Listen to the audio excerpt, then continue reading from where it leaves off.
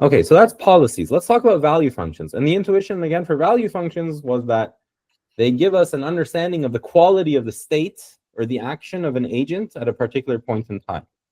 So I'm going to motivate by reminding again that the goal of an RL agent was to maximize the total reward they receive over time. And we want to find the policy that gives the highest total reward to the agent. So we can write that by argmax over all possible policies, the expected value of reward received immediately at time RT. I'm at time T, I want to take an action to receive some sort of reward, plus the reward I would get from the next action at the next state, having taken the current action at this state, plus RT plus 2, plus whatever, up to infinity. And unfortunately, depending on how we set up our problem, of course, we haven't really talked about, well, what are possible, good values for R and action spaces, etc. Unfortunately, most of the times, the sum from, 0 to infinity of these rewards could be divergent, and so we can't really optimize over that. And so instead, what we do is we optimize over what is called the total expected discounted future rewards. And so now I've added a gamma squared, and then gamma cubed, etc. to this, where gamma is a value between 0 and 1. It's called our discount factor. Now, I said that one of the purposes of having gamma is that because the value of the sum of the rewards tends to infinity, then we can't really define our argmax. Is there any other benefit that gamma would provide for us?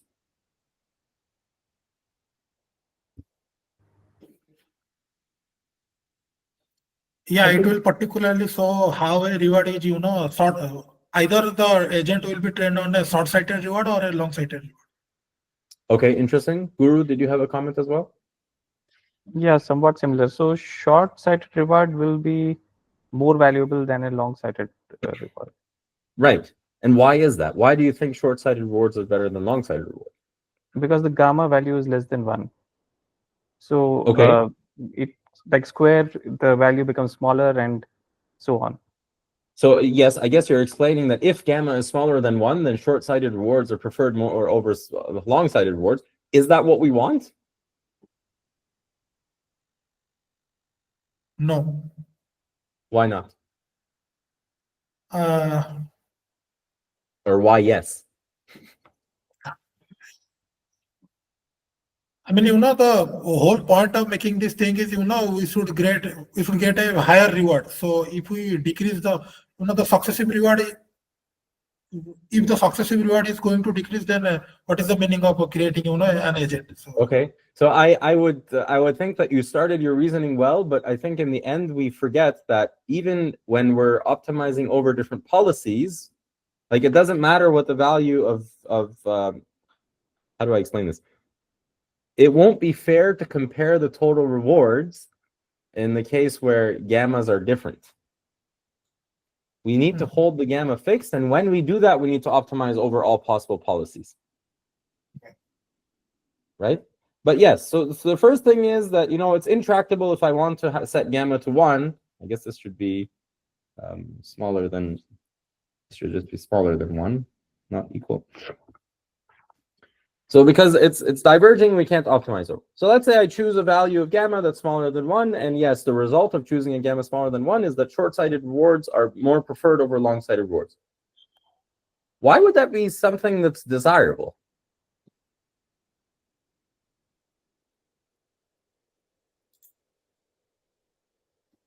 Does everyone think that that's undesirable to prioritize short-sighted rewards? I think it's not a bad idea to have short-sighted rewards preferred. Okay, why? Because what is the point of optimizing for long-sighted thing which might not come? I mean, your agent might stumble beforehand.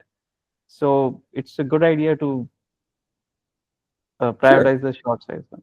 Yeah, and of course there are cases where there might be an immense payoff later on when the agent actually performs the actions. But we're not talking about that. We're just talking about at this point in time, right. I'm probably more certain about the reward I'll get immediately than the reward I'm going to get 10 steps down the line. So it's somewhat reasonable to say that there should be a discount factor smaller than 1 because I'm more certain of more immediate rewards than more distant rewards. Now, you could set a gamma value of 0.99, and that's totally fine, and that's actually quite common. Or you could set a value that's smaller than that if you really think that there's so much noise in the system that there's almost no point in trying to model long-term rewards. With the ultimate value being that if you want to only optimize the next reward and nothing after that, you set gamma to 0. Yes, Hamza. Yeah, it just hits my mind like one fish in your hand is better than 2 in the lake. Sorry, could you say that again? One fish in your hand is better than 2 in the lake. Sure. Yes. Yes, that's a nice saying. One fish in your hand is better than 2 in the lake. That means that you optimize the immediate reward.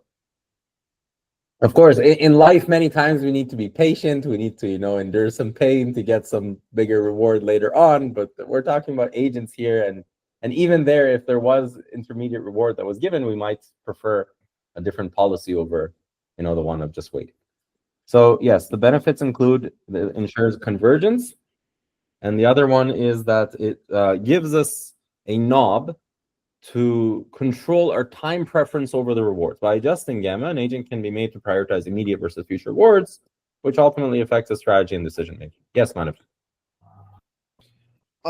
Like I had like a question about this intuition. Like if at every short-sighted step, like if we choose the most desirable, won't it in the long term be close to anyways what the long-term desirable range is? The reward is. I mean, we had this intuition somewhere else in this course, right? That the greedy approach, right? That Yes. at every short-sighted, if we look for the best possible reward, it like in the longer run, wouldn't it gives us the best possible anyways? That's a very good question. So basically, Manavjit is pointing out a similarity between the case where gamma is equal to 0, which means we're optimizing only the immediate next step, otherwise known as greedy optimization, right? And he's asking, would this not give us the same solution as if another case where we optimize over some gamma non-zero and smaller than 1? That's your question, yes, Manavjit? Yes.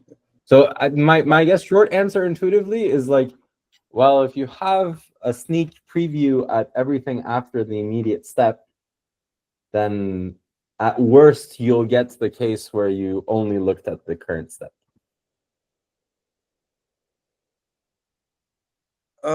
Yeah. So the case of gamma equals 0 is subsumed in the case of the other one. Okay, maybe not just immediate, but like next 2 or 3 steps. So in practice, I don't really work too much on RL, but in practice, my understanding is that gamma is actually very much set to be very close to 1. So like 0.9 or 2 nines, meaning 0.99 or even 3 nines. Mm-hmm. And this is very important. It's selected based on how long of a time horizon people think their environments have. Like if it's a game of, let's say, tic-tac-toe, then maybe there's a total or an average of like 5-6 moves until someone wins. For a game of chess, it's much longer. For Go, it's much, much longer, right? So depending on the state space that exists and the number of actions that agents can take, then if it's very long, I think the gamma value is set with even more granularity, and it's set to high values typically. Okay.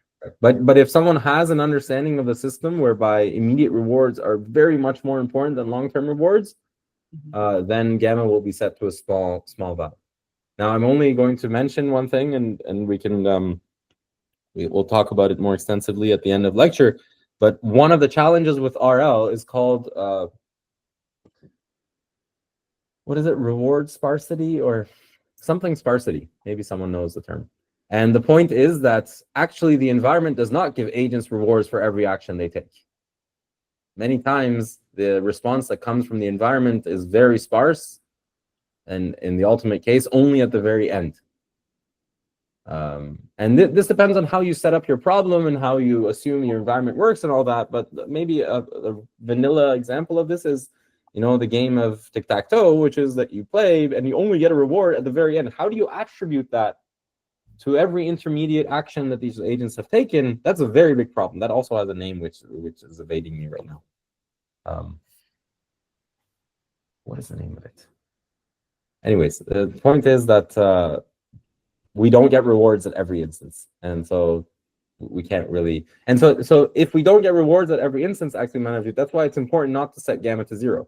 Yes, then it does. That way you don't know how to optimize. Yeah. Good questions. Okay, so value functions, again, they aim to give us an understanding of the quality of the state or the action that the state that the agent is in, or the action that an agent can take given the state that they're in. So really, they come themselves in two forms, either called the state value function, which is the quality, goodness, or badness of the policy of an agent being in a given state, or the complementary notion of this, which is called the action value function, which is giving us the quality of an agent performing a given action given being in a given state. And these two are complementary in the sense because there's an iterative process between being in a state, taking an action, being in another state, taking another action, etc. So they're just two viewpoints of the same environment of the agent. So how is this written? This is written as the value function of a given policy over a state S. For a state S, and this could generalize to all states within the system, can be written as the expected value of the total expected discounted future rewards, given that the policy is pi, and given that the agent at time t is in state S. And the complementary notion of this is the action value function, written as Q of pi, given the state and action, is the same total expected discounted future rewards, given that the agent is in state S, taking action A and operating under policy pi. Let's try to exemplify this